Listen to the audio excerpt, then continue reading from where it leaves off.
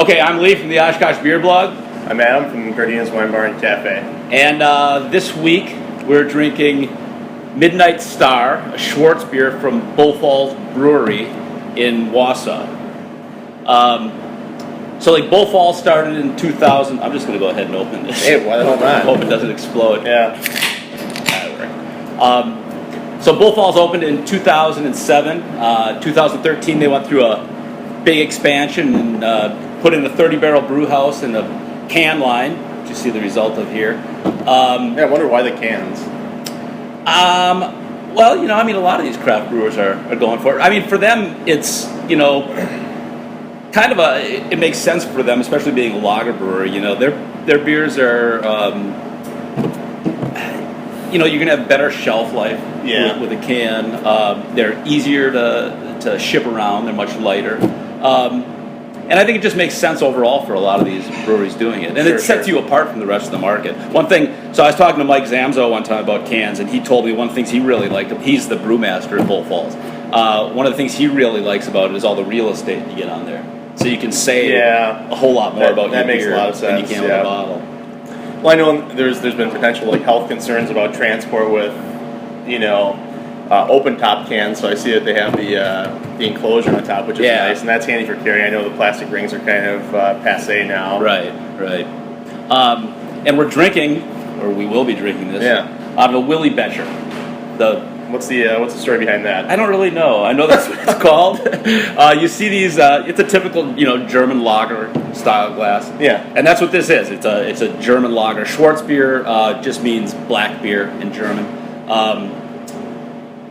Big malty, dark beer, little red highlights in there. Yeah, not completely opaque, but definitely dark. Yeah. I don't get as much roasted malt on the nose as I was expecting. No. I get kind of a fruitiness almost. Yeah, I get a molasses cookie. Sure, yeah. I've had this beer plenty of times. Every time I get it, that comes back to me. Yeah.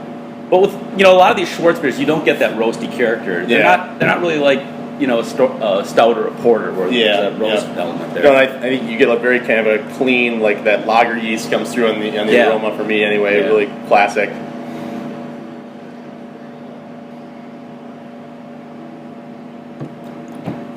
Wow. It's a full-bodied beer. Yeah, but it's extremely smooth, creamy. Yeah. It comes across, It really is. Really drinkable. I mean, what are we talking for the alcohol on this? 4.5%, 5%, somewhere in there, or 6%. Okay, wow. I mean, your typical Schwarzbiers, if you see Coastreitzer is one you see around a lot. Those are 4.8, 4.9, right around there. So the American brewers, when they brew these, they tend to go up a amp bit. it up a little bit. Yeah. Like Sprecker's Black Bavarian, same sort of deal. Yeah.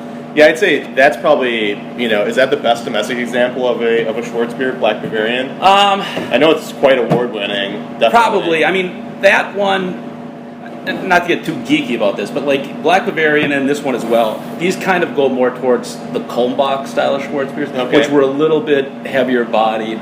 If you get the German style Schwarzbiers now, people refer to them as black pilsners because they're typically very light bodied. Yeah. These have quite a bit more substance. Yeah. Well, still, to me, this is a nice kind of stepping stone for somebody who may not have much experience with dark beer, because this is not going to bite back. It's not like you mentioned, a robust porter or an imperial stout. I mean, it's very smooth, very creamy. That just happened to me recently, and it was this beer that I gave to a person that does not care for quote unquote dark beer. Yeah. Because they think the roast is bitter and all that. Yeah. And they were surprised at just how smooth this beer can be. Yeah. It's just very easy drinking. It's and frankly a good summer dark beer, I would say. Definitely good for warm weather. Yeah, I really like this one. 19 IBUs or 19.3 IBUs, they say on the website. Something I think some bitterness definitely comes across. I mean, at the very end. I don't think you'd with that much malt flavor. I think you'd have a problem if it didn't. It'd be kind of cloying. Yeah, exactly. Now, what are some of the other flavors that Bull Falls makes? That we can get in Oshkosh. Yeah, the Bach. And the Bach is a little bit hard to get now. That was a seasonal beer, but that'll be coming back. I've got maybe a couple 4-packs left. That's a great beer, too. That's 7% alcohol, so it's stepping up a little bit. There you go. about a month ago, they started shipping their Hefeweizen into Oshkosh. It's another nice beer, nice summer kind of wheat beer. Yeah, I think I saw that on tap at Oblio's, I think. Yeah. And maybe a couple other places. Yeah, At least Oblio's, though. Oblio's had it on tap last weekend, I know. They do 5-star ale, and which is kind of like English-style bitter. I didn't care for that beer.